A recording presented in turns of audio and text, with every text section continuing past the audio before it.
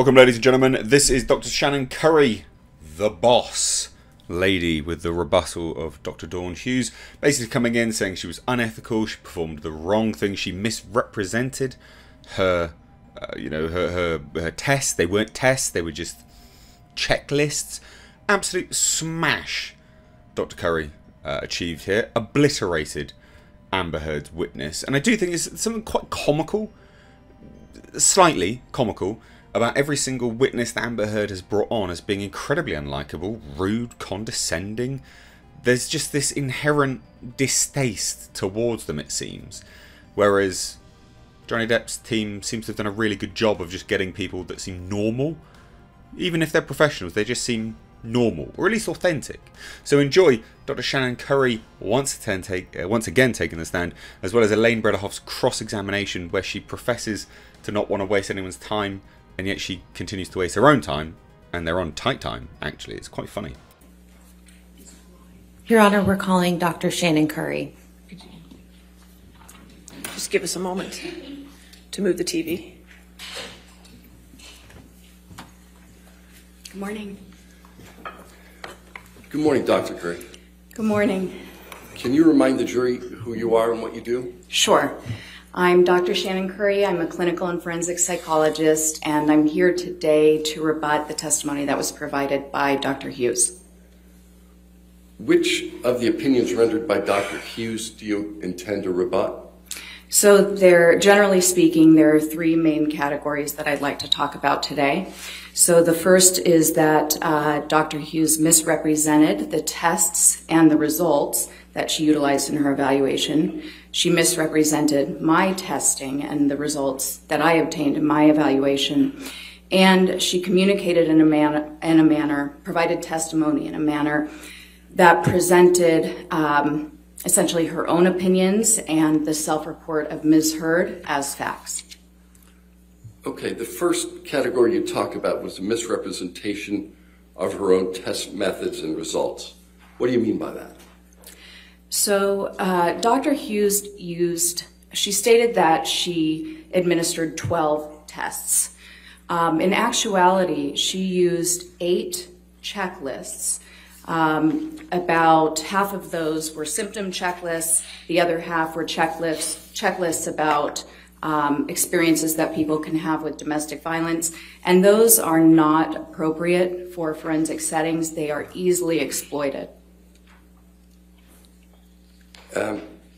Other issues that you intend to address relative to misrepresentation of own results? Yes, so in addition to using these checklist measures, which are easily exploited in a forensic context, they're developed for research or treatment only. She also stated that these checklists revealed things that they simply cannot reveal, especially in this context.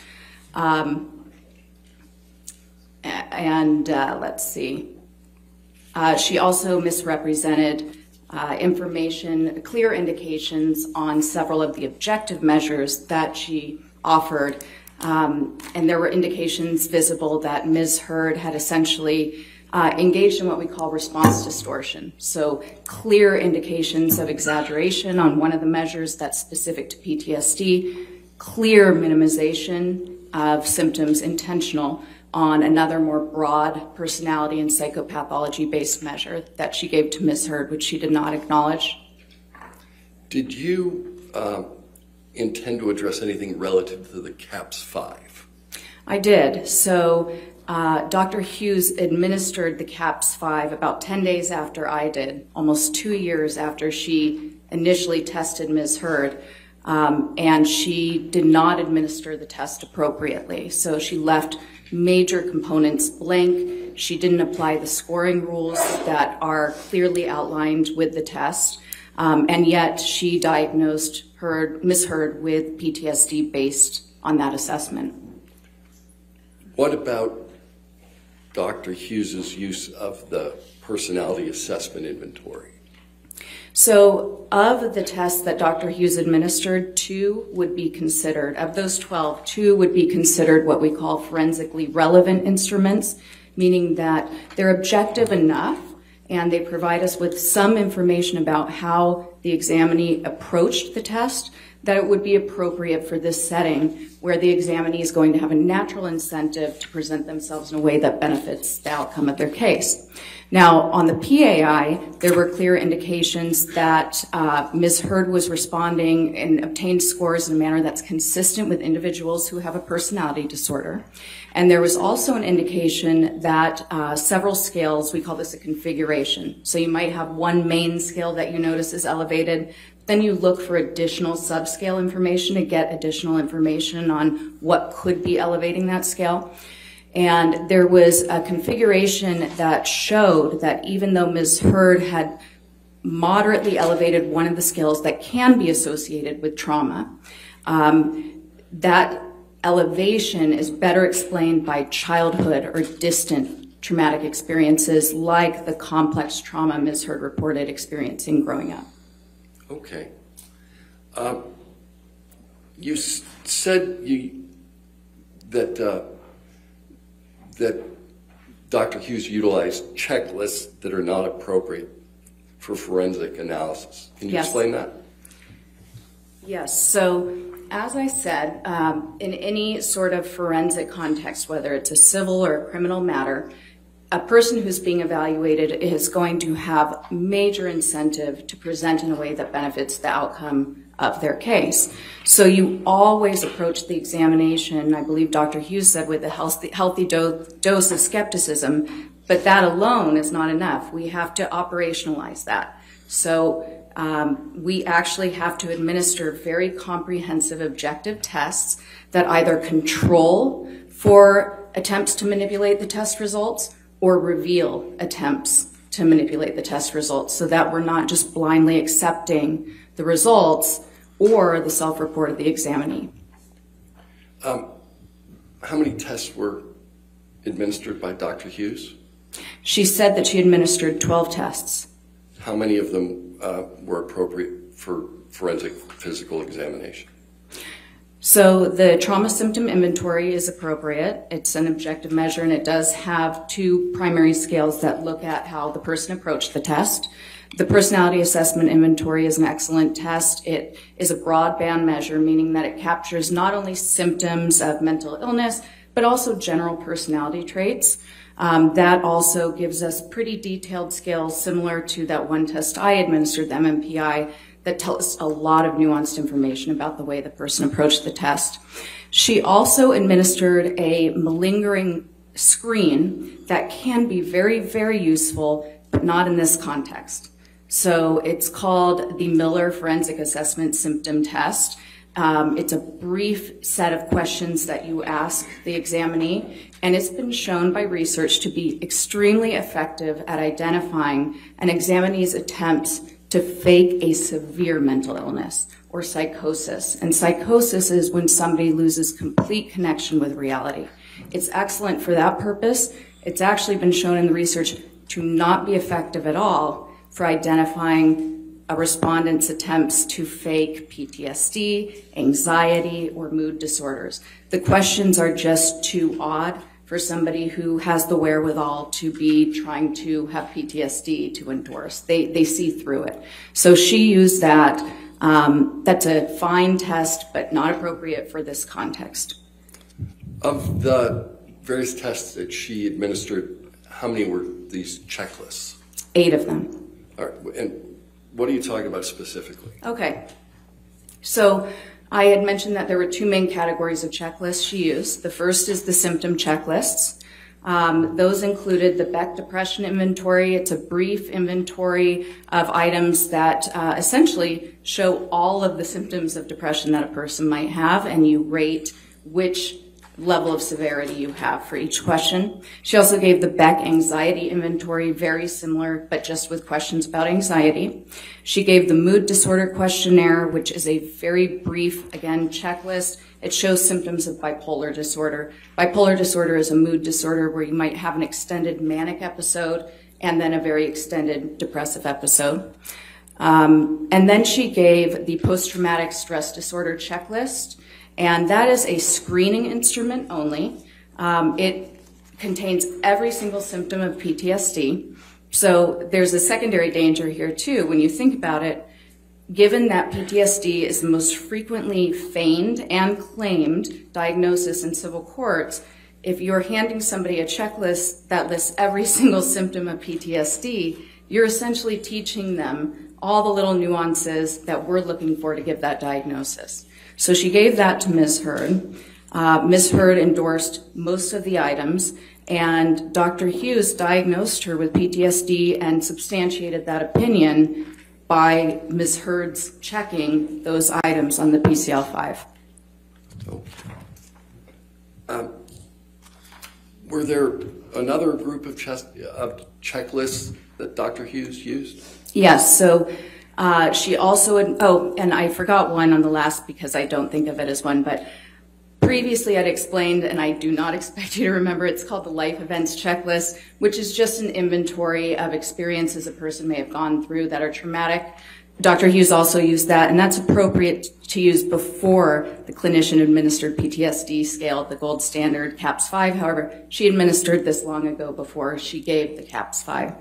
Now that going on to the second group, there were 3 checklists that she gave that are specific to abuse. And the first she gave, the Danger Assessment Scale, was actually developed for use by nursing staff in an emergency room setting, specifically for female victims of intimate partner violence. The purpose of this is important because our forensic ethics, our psychology ethics, talk a lot about relevance. Is the test relevant to the purpose? And the Danger Assessment Scale, its initial purpose was completely different. This was developed to show high risk factors for dangerousness and pretty much to help a female who is in an extremely abusive partnership, who is in the emergency room with extreme injuries, to stop rationalizing, because if she has to check off all the things that have happened that year that have been dangerous, does he own a gun, has he, I won't go into all of them, but the more she checks off, the more likely it is that she might realize that she is in imminent danger and then accept resources offered by the hospital and social work to protect her.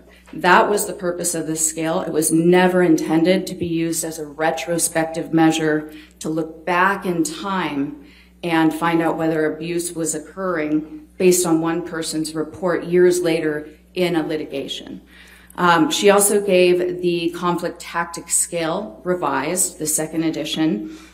Similarly, this scale was developed for research purposes, to research family violence. Again, there is no control for exaggeration or minimizing. It was just given to research participants anonymously so that we could get data on the prevalence of abuse and how abusive dynamics work. And on that, there's 39 questions where the respondent indicates essentially certain abusive behaviors they may have engaged in, and then 39 where they indicate behaviors their partner might have engaged in. And obviously, you can understand that in a forensic setting, the respondent is likely to put a very minimal amount of behaviors they engaged in, and then extremely increase the number of behaviors their partner might have. And then lastly, let's see, the abusive behaviors observation checklist was the third checklist she gave. This one has not, there's no known research even on its effectiveness for what it was developed. It's a theoretical, very brief checklist that was meant to be used for therapy, where an individual who had experienced domestic violence could essentially read through some of the behaviors that constitute violence that they might not have been aware of. And if those behaviors applied to them, or if some of those coping strategies were ones they utilized, they would check that off, and then they have a way to talk about it because now it's been put to words.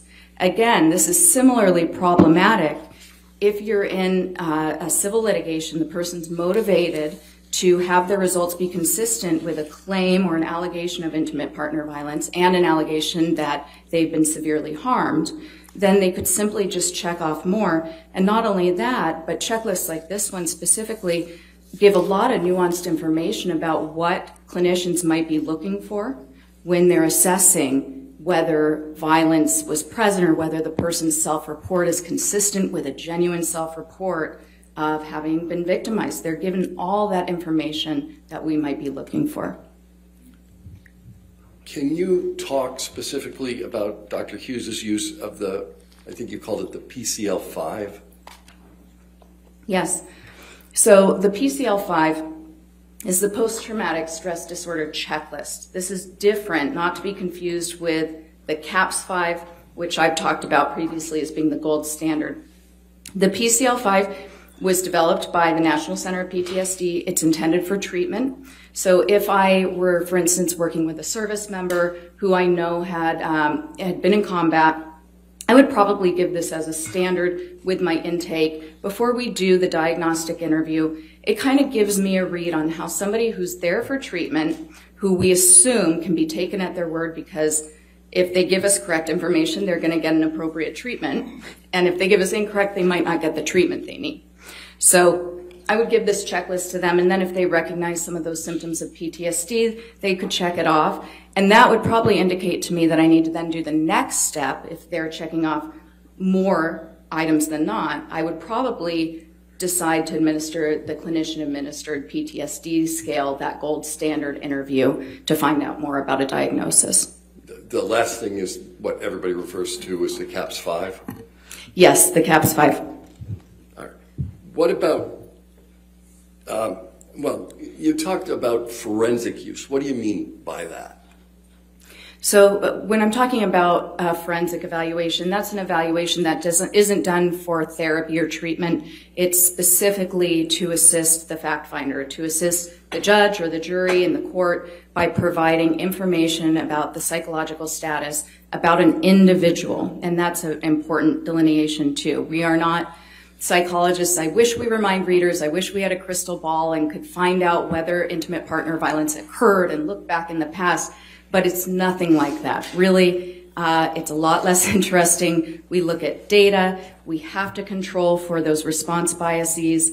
And then we also are looking at functioning, which is really the bottom line of the assessment. Did the person have a change in functioning from before the alleged trauma, or in this case, the alleged IPV, to after? Is there a decline in the way they're going about their lives? Your Honor, may we approach? All right. Dr. Curry, let's look back at some of those domestic violence checklists that you were talking about. Okay. And did you see any problem with the use of those? Yes. What problems did you see? Well, Doctor, first of all, they shouldn't be used. So we do have professional standards that require that we utilize instruments that are relevant and appropriate for the particular setting, and that we substantiate our opinions based on data that is reliable from tested, accurate, reliable tests for the purpose. So there's that. It's inconsistent with the ethics, and essentially they just shouldn't be used. They don't provide us with the robust information that it would be expected in such a high-stakes setting.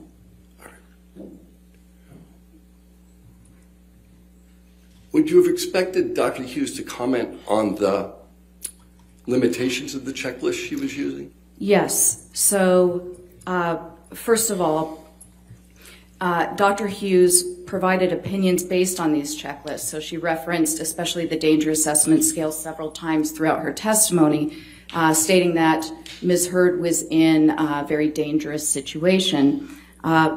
We also have an ethical guideline and a professional standard as well that indicate that whenever there is question about the reliability and the validity, and in psychology we use the term validity to talk about accuracy, of any of the methods that we're using to collect data, we clearly communicate not only that there are limitations to our opinions, but we also need to provide the fact finder with information about what the potential implications or impact could actually be. So, for instance, if we use a scale that's idiosyncratic for the purpose, but we would first need to explain why we made that decision to not follow standard procedures. And then we would need to explain the use of this scale might introduced some potential exaggeration of this symptom, and so I'm trying to control for that way, but that was one of the limitations of my opinion. You have to make it very clear. Transparency is really at the center of good science in general. You talked a little bit about ignoring response distortion. What is response distortion? Response distortion is a term that speaks generally about an examinee approaching a test and providing answers that are either exaggerated or minimized, but in some way an inaccurate representation of their current mental status or their experience. What test do you believe that Dr. Hughes failed to acknowledge response distortion on? So she administered the personality assessment inventory, which is similar to the test I gave, the MMPI-2. It's that general broadband measure of psychopathology symptoms and personality traits. It includes several scales that are very good at detecting either exaggeration, minimization, or even trying to claim that you have unusually good qualities. On that test, there were clear indicators that Ms. Hurd, very similar to the way she approached my MMPI, engaged in defensiveness. And in fact, there's a function that you can look at. So you have that main scale elevation, we call it positive impression management, was elevated. And then, because we want to make sure that somebody isn't elevating that scale just because they have such well-being, there are additional configurations of scales that you can look at to find out what's going on. And so the Cashel discriminant function is sort of the name of one of these configurations, these equations that are done. And she was highly elevated on that. In fact, that elevation tells you that no, this isn't accidental. This isn't because she's just doing so well in life that she has an extremely, extremely low amount of problems. No, this is an intentional over-reporting, or I'm sorry, an intentional effort to minimize any appearance of having problems. Now, you may have addressed this, but there was a reference to malingering. Yes. So what's interesting about Ms. Hurd's approach to different tests is that it seems to be influenced by what we call the face validity of questions on the test. So if a test looks like it's measuring PTSD, you see exaggeration on her validity scales. If the test has less face valid questions, for instance, the personality assessment which Dr. Hughes administered, the MMPI-2 which I administered, where she can't quite figure out what the questions are asking, they seem really banal in general.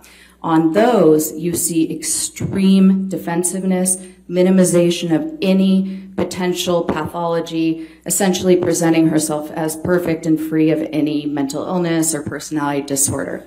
But on the trauma symptom inventory, which Dr. Hughes administered, that was the one that I previously indicated for ease of explanation. When the test results come out for how the person approaches the test, that test itself prints it as a percentage. And there's a really excellent scale for finding out if a person is exaggerating their symptoms of PTSD. It's called the atypical response scale.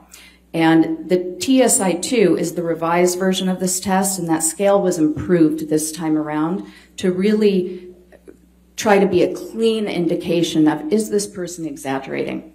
And it puts quite high questions in the test that are so unusual. They might sound like PTSD, but even the most severe cases of PTSD don't have these symptoms.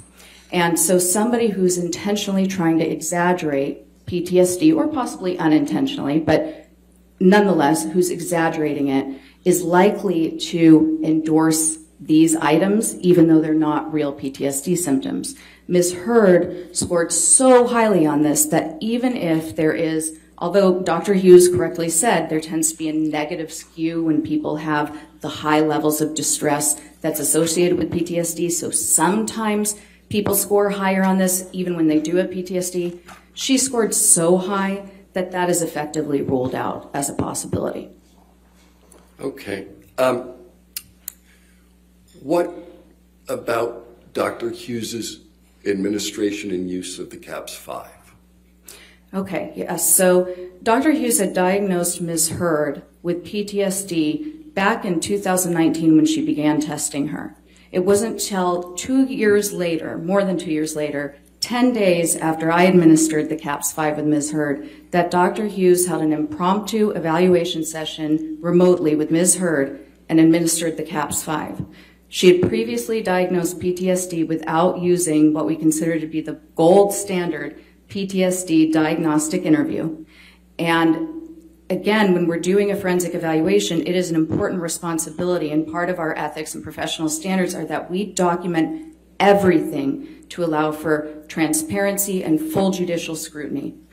And Dr. Hughes administered incorrectly. She left huge sections, very relevant sections, blank. There's no way to understand why she scored it as high as she did based on the information that's provided. You're essentially supposed to notate the examinee's responses as verbatim as possible to explain your reasoning and implying their scoring procedure. It's a standardized test, and if you don't follow those standard procedures, it's completely invalid.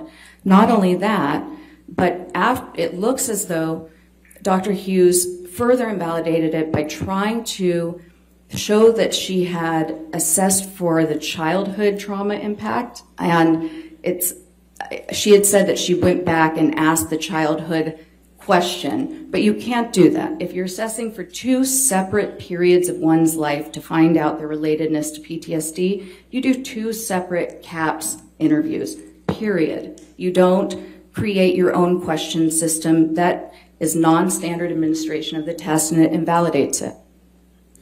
All right. You also mentioned, with respect to the PAI, or the Personality Assessment Inventory, that Dr. Hughes failed to mention some elements. What did she fail to mention? Oh, okay. So on the Personality Assessment Inventory, so first she failed to mention that there were clear indications of response distortion. She also failed to mention that Ms. Hurd scored in her score profile, again, so there are main scores. She did elevate a score for the borderline personality disorder sort of section, but that in and of itself would not indicate a diagnosis. However, the configuration of her scores overall is consistent with that, and in fact, it's one of the diagnostic suggestions given by the test itself.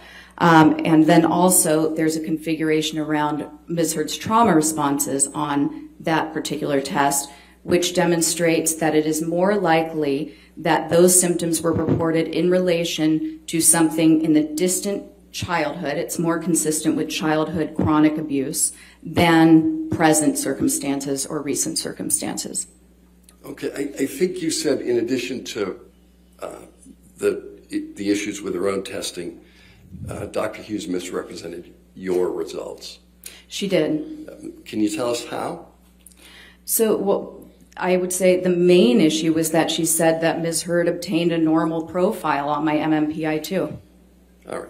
How do you disagree with Dr. Hughes relative to the profile? Okay.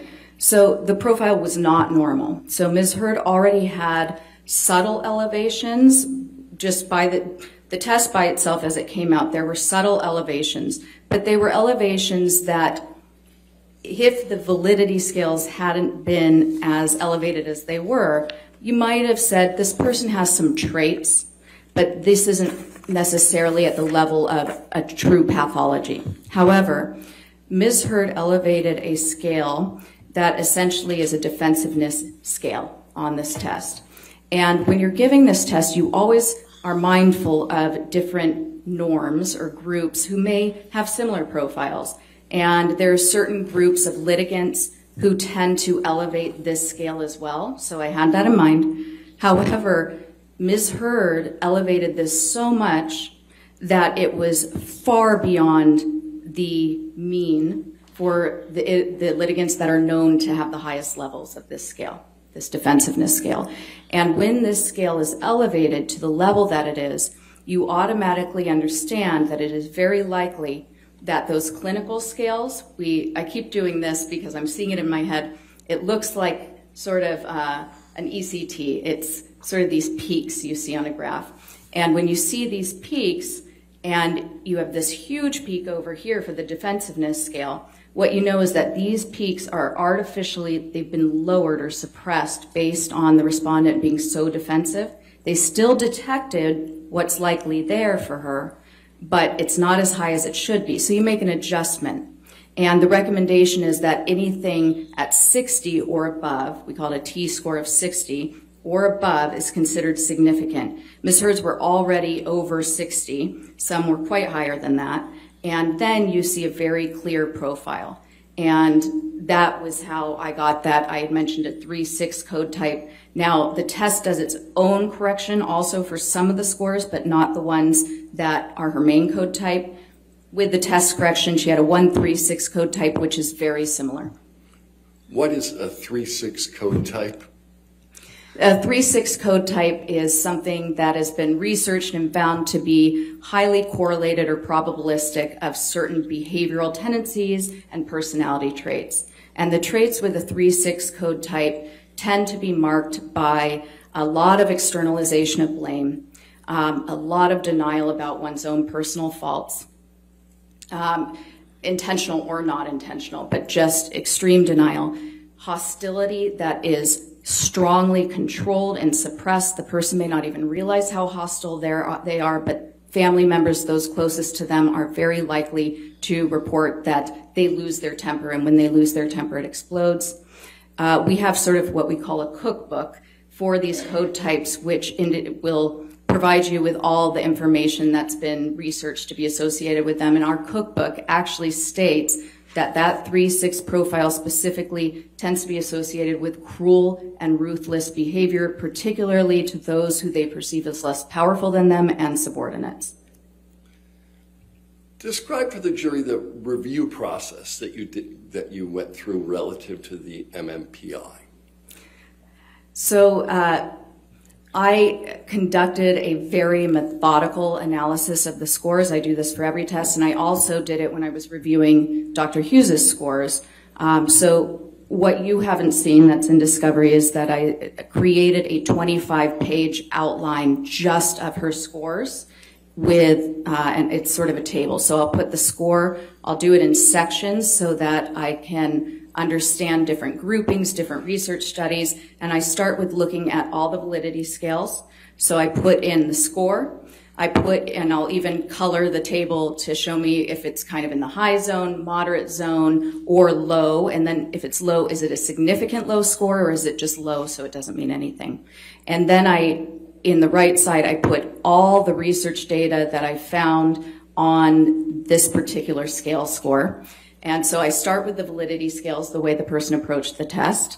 Then I go down to essentially, we call these the first factors. So their overall sense of well-being and how well they cope. On this, actually, Ms. Hurd's, she endorsed scores or endorsed items that were the opposite of PTSD. So really saying that she feels free of distress and that she views herself very well. So then I go down to control, self-control, loss of control, coping abilities, and I put in the scores that are associated with that in the research and the test development. Then I go down to clinical and personality pathology, and I look at all the scores that are significant there, first with the top level main scores, then with all of the different sub-scores, again, citing the research, the meaning, the level of elevation, and what that means. And then I do comparison with different research groups. So for Ms. Hurd, I did a section that looked at all sorts of different scores that have been implicated with a PTSD presentation to see if any of those were consistent. I can't remember how many there were. I think I put 13 on there, but I could be wrong. But I believe that there was only one that could even be, in some research, is sometimes associated with it, but it was general anxiety, which turned out to be more trait specific. I looked at the scores that are typical of women with IPV. Hers were not consistent at all with those. I looked at the scores that were consistent with people who are frequently in litigation. Hers actually were very highly correlated with those. That tends to be also consistent with a 3-6 code type, and the reason for that is believed to be that they tend to perceive themselves often as victims who need to avenge wrongs. Were there other results you believe Dr. Hughes to have misrepresented? For instance, the TSI-2. Yes. So Dr. Hughes generally said that testing supported PTSD and that there was an etiology for her trauma of intimate partner violence. She did reference that essentially I can't remember if she said that the trauma symptom inventory indicated PTSD, but she did say that the elevation on that validity scale is consistent with PTSD, and that's simply not true. That scale was designed and has been tested and shown to be there to show when somebody is endorsing extremely unusual items that are not consistent with PTSD. And even though when some people are experiencing PTSD, their distress level is so high that they'll engage in what we call a cry for help, and they may sometimes exaggerate distress. Again, when you're looking at scores as high as Ms. Hurd's, and then you're not seeing indications of PTSD in the more subtle tests where she doesn't know what she's endorsing, it's good evidence that her over-endorsement on that one test is because of the reason the scale was made, to detect exaggeration and feigning of symptoms. Is this the test that resulted in the 98th percentile score? Yes, on that atypical response scale. And what does that 98th percentile score represent? So that 98th percentile score just represents that among 98% of people who take that test would not have endorsed. She scored more of those unusual items that are not consistent with PTSD than 98% of people who have ever taken that test. Does that relate to this concept you talked about before called feigning? Yes. What is feigning again? Well, feigning is essentially exaggerating symptoms of a disorder. I think the third thing you indicated you were going to talk about was self-reports and personal opinion as facts. What are you talking about there? So in any science and in psychology specifically, it's really important that we use precise language and we say what we mean, and we do not present opinions as facts, because when you are in the role of an expert witness or an expert in any setting, essentially a layperson may not be able to detect the difference between something that is a personal opinion that you're giving versus something that is substantiated by research data, test data, reliable test methods. So our ethics talk about, especially the specialty guidelines of forensic psychology, the responsibility we have to distinguish between data, then inferences we're making from that data, what the data can mean, sort of like those tables I do. I put the data, the inferences based on the research, and then what my ultimate opinion is, integrating all of that data. And it's very important that we clarify that to the fact finder, to the judge, the jury. That's our responsibility, that we do not cloak personal opinions or the self-report of an examinee as an expert fact or somehow scientifically based when it is just a personal opinion or self-report of an examinee. What do you mean by self-report? The self-report is essentially what the examinee tells you during the interview. Okay. When did Dr. Hughes do this most? She did this most when describing instances of alleged IPV. And there's also an issue there because one of our ethics also discusses the importance of relevance and withholding, essentially constraining our testimony to the data and not including private information, personal information that unnecessarily compromises the dignity of any of the litigants. She provided a lot of what was Ms. Heard's report to her, the allegations of abuse, when describing Mr. Depp, who she had not examined, when describing Mr. Depp's behavior, his motivations. I believe she used the word obsessive jealousy quite a few times, talked about Ms. Heard being in a highly dangerous situation. These are simply things that we cannot detect based on testing and a psychological evaluation. We have to evaluate the person, we have to get consent, and we can only describe an individual, not whether or not IPV has occurred.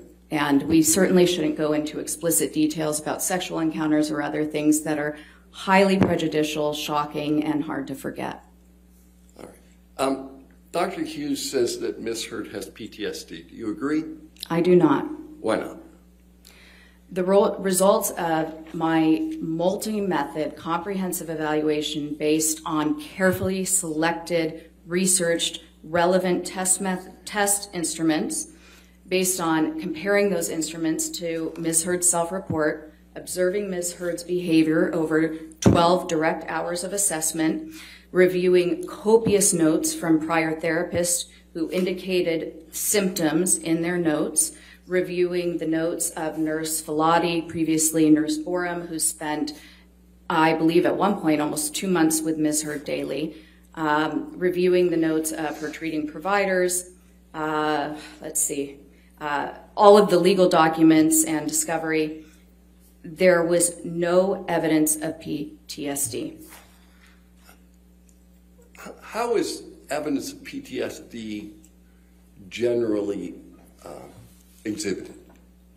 So really the bottom line in a forensic psychological evaluation is a change in functioning. That's what we're looking for. Again, I said we don't have a crystal ball. We're not wizards. We can't get into somebody's head. What we're looking for were their identifiable changes in the way the person engaged in their world. Were they able to keep a job? PTSD is an extremely disabling diagnosis. When a person has true PTSD, it is difficult for them to work. You'll see unemployment, job loss. It causes extreme levels of distress and impairment. There's divorce, there's isolation and estrangement from children, from family members, extreme alcohol abuse, often a string of sudden DUIs when the person never had any before. They become homebound, they can't go to the store. They're certainly not going to events.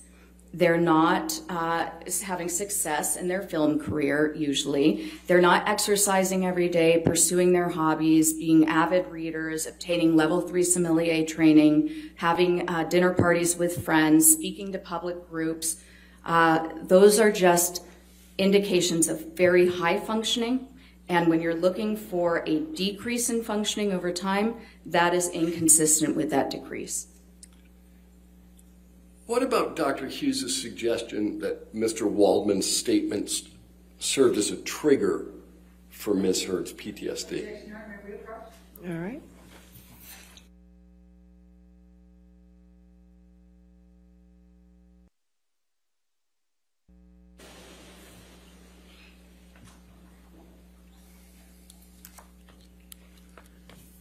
Dr. Hughes had suggested that perhaps Ms. Heard's PTSD was somehow triggered. What's your view on that? I would say that it can't be triggered if PTSD isn't present. Thank you very much, Doctor. All right. Cross-examination. Thank you.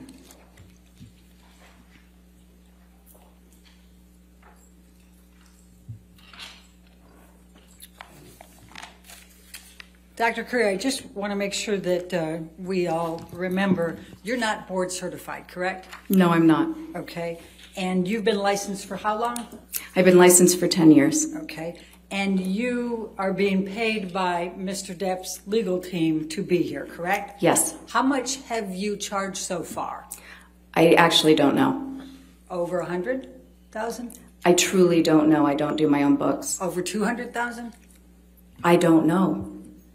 Over 300,000? That would be way too much, but I do not know. Okay. Now, just so that we all remember, you had dinner at Mr. Depp's house for 3 to 4 hours with Mr. Depp, Mr. Waldman, Mr. Chu, and Ms. Vasquez, correct? I was interviewed. I asked if there was anything I could eat because at about 3 hours I started to get hungry. Mr. Depp then offered to order takeout for the entire team. So you had dinner at Mr. Depp's home with Mr. Waldman, Mr. Chu, Ms. Vasquez, and Mr. Depp, correct? Yes. And you had drinks as well, correct? I actually don't know. I do remember that there were drinks. Do you recall testifying earlier that you did have a drink, a mule something? No, I remember testifying that there might have been a mule, a Moscow mule. Okay, thank you. We didn't have animals there as well, right? No animals. Okay, that's good to know. And you talked about transparency. I just want to make sure you had several designations, expert designations and reports in this case, correct? Yes. And in not one of them did you disclose that you had dinner and drinks at Mr. Depp's house for 3 to 4 hours with Mr. Waldman, Mr. Chu, and Ms. Vasquez. Is that correct? Ms. Bredehoff, you're mischaracterizing what occurred. Dr. Curry, please answer the question. Not once did you disclose this in any of your reports, I did not correct? disclose that I was interviewed as that standard procedure. But it's true that you have never gone to a client's house to be interviewed for an expert witness position, correct? Yes, because I never had a client that was essentially homebound because of their celebrity status. All right.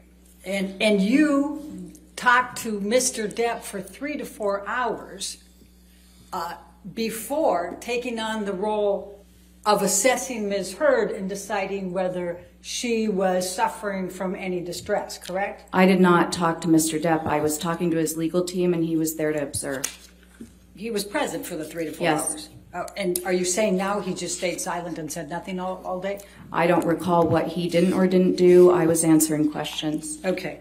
Now, your expertise here is limited to whether Amber Heard suffers from PTSD currently. Is that correct? Yes, I was tasked with conducting an evaluation to determine Dr. Ms. Curry, Heard's mental We're all on status. very, very strict time limitations Okay. because we've promised to get this case to the jury. So I'd really appreciate if you just answer my question rather than trying to go further. Sure. Okay? Thank you very much. Now, after you had the dinner, you then provided a designation in February of 2021 in which you said, and this is long before you ever saw Amber Heard, correct? You said that Amber Heard, quote, exhibits patterns of behavior that are consistent with co-occurring cluster B personality disorder traits, especially borderline personality disorder, end of quote, correct? No, No, we went through this before. we did. But, and that was on the designation, was it not? I told you last time that I did not write that.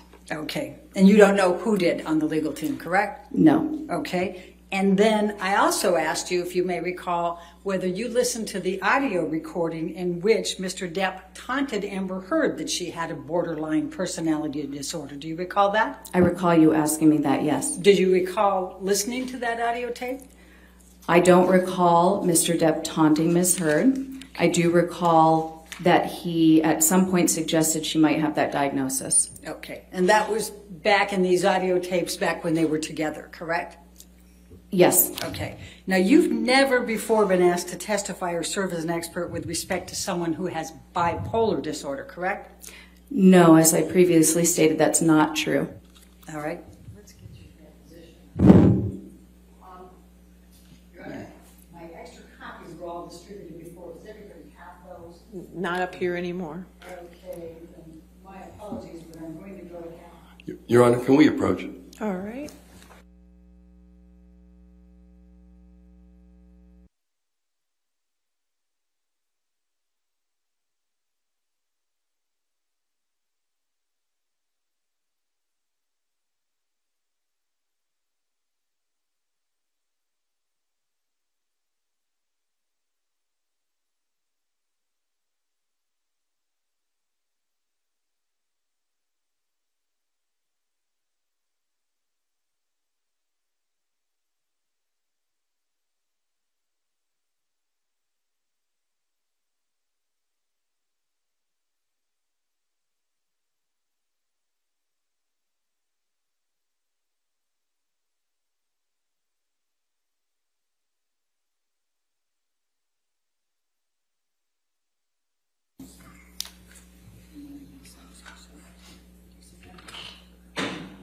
that much? Yes.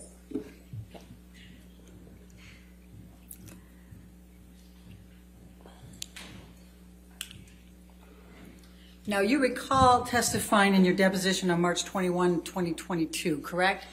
Yes. And you were under oath at that time, correct? Yes. And the question I just showed you on page 207, line 5, have you ever been asked to testify or serve as an expert with respect to whether someone has bipolar disorder? And your answer at that time was no, correct? Yes, I had forgotten that case. Okay. And have you ever been asked to testify whether anyone has behavioral or characterological conduct that suggests they may be an IPV perpetrator? I can't, yeah, I may have. It's difficult. After about 250 cases, it's difficult to remember specifically. All right. And have you ever been qualified as an expert in the area of IPV? No. And have you ever been qualified to testify as an expert in domestic abuse or violence? Domestic abuse or violence? Yes, that's been a component of testimony. May I approach the interview? All right. We're still on page 2.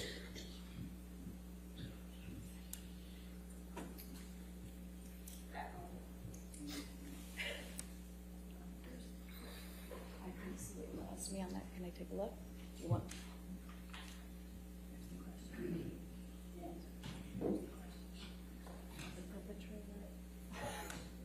Okay.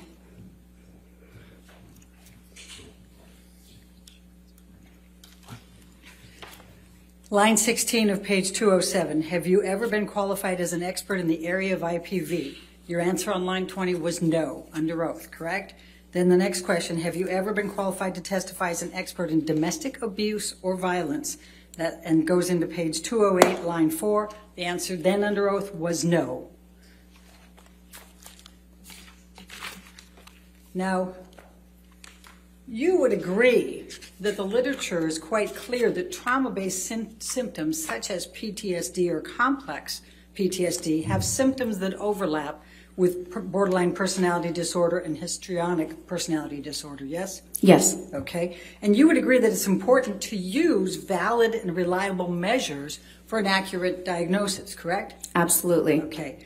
You chose, however, not to administer the structured clinical interview for DSM-5 personality disorders, the SKID. Is that correct? I did. Okay. And would you agree that that is a state-of-the-art structured clinical interview? Not for a forensic evaluation with a sophisticated examinee. But to determine if a personality disorder is present? No, not in this setting. You don't agree with that? I do not. And you don't agree that that is the gold standard assessment for reliable, accurate psychiatric diagnosis? It's a good one, but for treatment settings especially. Okay. Now, did Ms. Hurd, you said you talked about, you read all of the treatment records, right? Yes. Okay. Do you recall reading the treatment records for the psychologist Bonnie Jacobs, who saw Amber Heard over 5 years? I do. And did you see anything in Bonnie Jacobs' notes over 5 years in which she diagnosed Ms. Heard with borderline personality or histrionic personality disorder? No. Now, you also saw the notes of Dr. Connell Cohen, correct? Mm-hmm. And you even attended his deposition, correct? Yes. All right. And he saw Amber for roughly 2 years. He was part of the Dr. Kipper connection, right? Yes. Correct? Okay. And did you see anything in Dr. Cowan's notes, and did he say in his deposition that he diagnosed Amber Heard with borderline personality disorder or histrionic personality disorder? I saw the symptoms clearly delineated throughout his notes and in his deposition. He does not use diagnoses, so he would not have diagnosed her. He said specifically in his deposition he did not diagnose her with that, correct? Yes, and he also specifically stated that he does not use diagnoses. All right. And you also have seen Dr. Banks, Dr. Amy Banks, the psychiatrist, her deposition, correct? Yes. And did Dr. not her Anderson, deposition. I reviewed her notes in the transcript. all right. Did Dr. Anderson diagnose Ms. Heard with borderline personality disorder or histrionic personality disorder? I don't believe she provided any diagnosis since she was a couples therapist. All right. Now, you've said quite a bit about Don Hughes, but do you remember how many years of experience Don Hughes has in IPV and domestic abuse and violence? I know it's quite a bit. Extensive, and she is board certified, correct? Yes, she is. All right, and she spent 29 hours of examination with Amber Heard, did she not? Yes, mostly Okay. interviewing. All right, and she interviewed her therapists, Bonnie Jacobs and Conan Cowell, correct? Yes. And she also interviewed Amber's late mother. Yes. Okay, and she administered 12 different tests over the period of that time, correct? Well, as I said, the majority of those were checklists, which are inappropriate for the forensic setting. I understand that's what you say, but she administered 12 different tests, correct? If you want to qualify them as tests, sure. Okay. And so you disregard, no, I'm not even going to say that. Okay. Let's go to the CAPS-5 and PTSD. Now, you assessed Ms. Heard's traumas in her life, correct? Yes, I did Okay. give her an instrument to assess for any trauma exposure throughout the entire lifespan. Yes, that's fine. And you wrote that Ms. Heard's exposure to a traumatic event, namely one of the sexual assaults by Mr. Depp, more than satisfied this requirement. Did you not write that in your notes? That is not what I wrote in my notes. Do you have my notes? So we And can you look at them? administered a structured clinical interview based on that trauma, correct? Not exactly. It's not quite right. Okay. Now, Dr. Hughes administered a full intimate partner violence assessment, correct? That's not a psychological assessment. We can't assess for intimate partner violence. That's an event. Dr. Hughes administered a full intimate partner violence assessment, She correct? stated that, and that's actually something I'm rebutting today. Okay, and you reviewed her psychological testing, correct? I sure did, yes. Okay, and are you aware that in September 2019, Ms. Heard had a trauma-based symptom on many of those valid tests? Can you be a little bit more specific? Many of those valid tests, which tests are you talking Do about? you have a recollection of that, September 2019? She administered all of her testing in September 2019, so I'm not sure which one, except for the CAPS-5, which was 10 days after mine in 2021. Now, Dr. Hughes clinically evaluated those symptoms and established that Ms. Heard does have PTSD from the totality of the intimate partner violence by Mr. Depp, correct? That's what she stated, yes. Okay. Now, Dr. Anderson's clinical notes that said Amber had come to Objection, hearsay. I haven't even asked the question yet, Your Honor. Are you going to read her notes? Well, no, actually, I wasn't going to read her notes. I was okay. going to ask a particular question. Okay. You talked about danger. Do you recall that in your testimony? Yes. All right. Now, if a patient comes to you as a couples therapist with two black eyes, would you assess that there may be a potential danger there? Sure. Okay. Did you read Dr. Anderson's notes? I believe I did. Now, you administered the Minnesota Multiphasic Personality Inventory 2, the MMPI-2. Do you recall that? Yes. And you used that to determine whether Amber had PTSD, right? Not by itself, but it was a part of the data. Okay. And in the 60 to 70 T-score range for that test, which, quote, deliberate attempts to mislead are uncommon, end quote. Isn't that correct? Sorry, could you repeat that? In the T-score section of that, for which assesses deliberate attempts to mislead, do you recall? She scored a 60 on that test, correct? So there are multiple T-scores for each scale, so I'm not sure which scale you're talking about. Okay. Well, we can deal with that later. So you would agree that you need to follow ethics and best practices in forensic psychology, correct? Yes. Okay. And the two primary sources are the American Psychological Association Ethical Principles and Professional Code of Conduct, right? Mm-hmm. And the American Psychological Association's Specialty Guidelines for Forensic Psychology, correct? Yes. And Specialty Guidelines 1.02 states that forensic practitioners, quote, strive for accuracy, impartiality, fairness, and independence, correct? Yes. Okay. And Specialty Guidelines 1.03 states that you have to avoid a conflict of interest, correct? Yes. Now, in addition to not listing the 4 hours you spent with Mr. Depp, Mr. Waldman, Mr. Chu, and Ms. Vasquez, you also did not list that you spent an hour with Dr. Shah, correct? That's incorrect. You say that the designation said that you spent During an my hour? deposition, I also clarified this. I didn't spend an hour with Dr. Shah. There was an introduction with the attorneys present on Zoom. My time on that call was less than 30 minutes. Okay. But you still didn't disclose it, did you, in your reports? No. Okay. Now, you have not been asked to testify about Ms. Heard's behavior in the context of her relationship with Mr. Depp. Is that correct?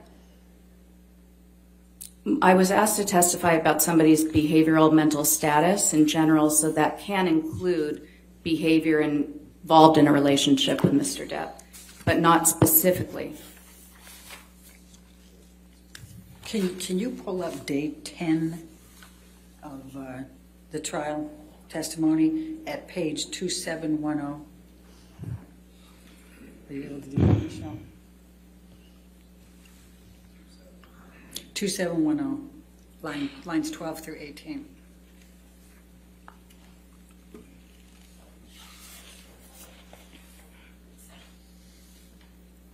May we approach? All right. All right.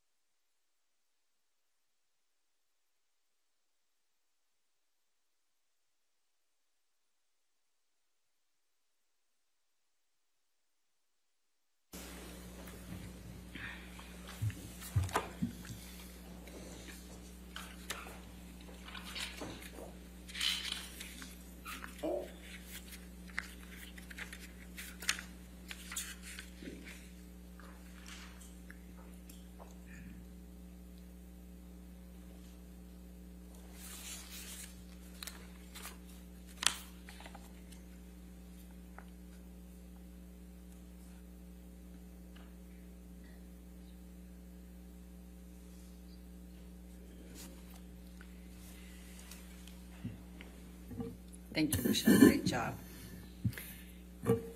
Okay, does the witness also have, okay. Yep. So, Dr. Curry, this is your testimony from day 10 in this case, and if you can look at page 2710, line 13. Now, my question was, now is it your testimony under oath today that you have not been asked to testify concerning Ms. Heard's behavior in the context of her relationship with Mr. Depp, including any abuse? And your answer under oath to this jury that day was, that's correct. Yes. Correct? I Okay. still agree with that question. All right. And you have not made any determinations, including any opinions, that Ms. Heard abused Mr. Depp or Mr. Depp abused Ms. Heard, correct? Correct. Okay. And in fact, you said that's outside the scope. Yes. Right? Okay. Of psychology. And you cannot testify whether Amber Heard suffered any emotional distress as a result of any of the defamatory comments that she has alleged Mr. Waldman made through Mr. Depp, or Mr. Depp made through Mr. Waldman, correct? Objection, Your Honor. Do you want me to read my response? What's Sure. the objection? I'm sorry. What Hold on, Dr. Sorry, Curry. Your Honor. That's okay. What's the objection? You want to approach? Okay.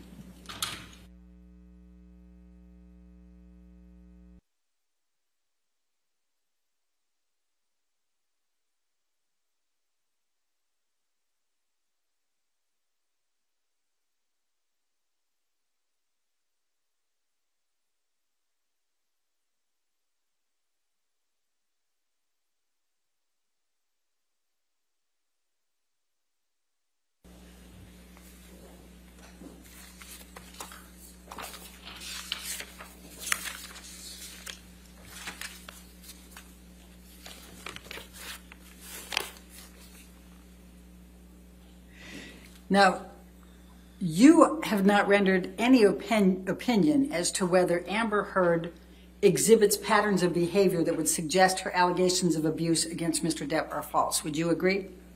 No. I mean, yes, I would agree with that. Thank you. And you have not Yeah, that's right.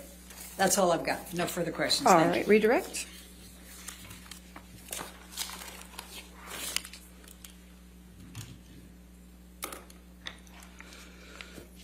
You were asked about the SCID. Yes. What's that? It's a structured clinical interview. It's for rendering a diagnosis. It's best for treatment because you're asking direct questions of the examinee and about symptoms. So if you have an examinee who has a tendency to minimize, you're not going to get much information. Why didn't you use it? Because, well, first of all, I had a limited amount of time for my evaluation, and I had already had to use, just to complete the interview was extremely time consuming. And I had to even restructure it into handouts so that I could keep Ms. Hurd on track. I determined based on that, so this is where you would make an inference. So because I was having difficulty getting direct answers to my questions from Ms. Hurd, I had determined that creating forms of those questions would be a better use of the time, which it was, and then I further deduced that adding on the structured clinical interview would probably be unproductive, given that I had limited time and needed to use the best, most reliable methods for getting information in that time. You were asked about the APA specialty guidelines. Yes. Specifically 1.02 and Yes. 1.03. Mm-hmm. Have you complied with them? I have. No further questions. Thank you. Thank you. Dr. Curry, you can have a seat in the courtroom. you, You're Your free to Honor. go. Thank you, ma'am.